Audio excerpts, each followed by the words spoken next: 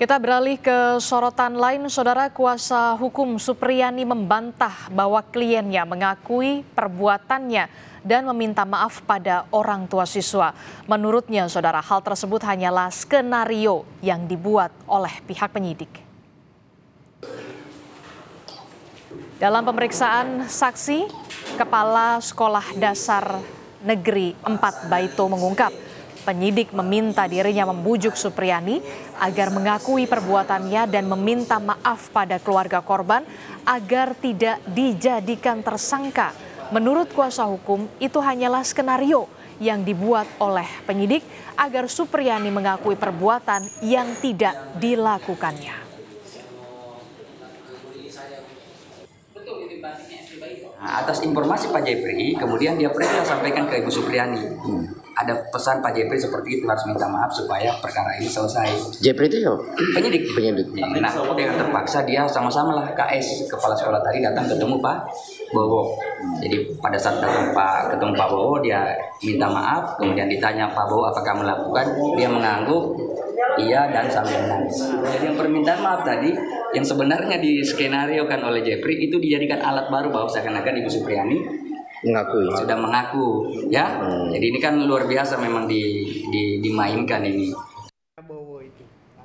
Sebelumnya, Saudara, Bupati Konawe Selatan Surunudin Dangga mencopot Sudarsono Mangidi dari jabatannya sebagai Camat Baito. Pencopotan akibat Camat Baito tidak pernah melaporkan terkait perkara guru Supriyani. Menurut Surunudin, sebagai bawahan mestinya Camat ini berkoordinasi dengan atasannya untuk mengambil langkah-langkah konkret penyelesaian sengketa, hingga perkara tersebut tidak harus sampai ke pengadilan. Tidak melapor, jadi kita hanya melihat dari, makanya kalau Camat main medsos ini, wah repot ini. Semua masalah kita tidak tahu. Jadi Camat juga ada keliruan. Yang kedua, untuk menyelesaikan ini sudah sulit karena sudah dianggap pro kok salah satu. Ini kan masyarakat baik itu dua-dua ini kita harus perlakukan sama. Jadi kita tarik dulu Camat, kita turunkan eselon 2. Bukan berarti dia tidak mampu, tapi yang lebih mumpuni lah.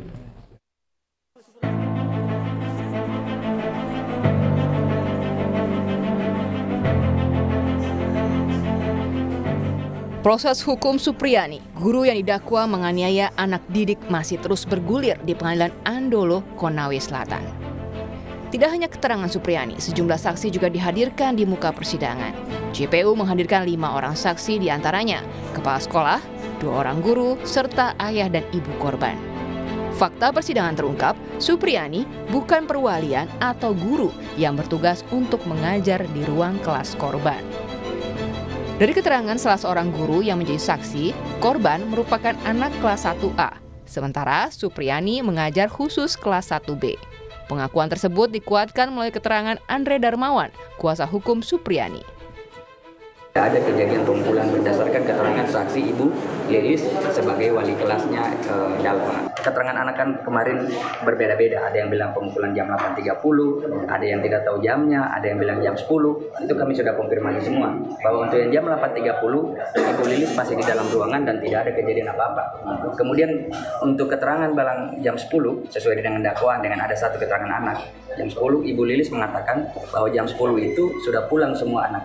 Karena memang jadwal pulangnya anak SD itu jam 10 ya. Jadi clear itu bahwa tidak ada kejadian. Kasus dugaan penganiayaan anak polisi ini bergulir di pengadilan setelah upaya mediasi difasilitasi Polres Konawe Selatan menemui jalan buntu. Supriyani sempat dipertemukan dengan orang tua siswa yang juga seorang anggota kepolisian. Setelah upaya mediasi gagal, Supriyani sempat ditahan 6 hari. Namun, penahanannya ditangguhkan 2 hari jelang persidangan dengan alasan kemanusiaan. Tim Liputan Kompas TV.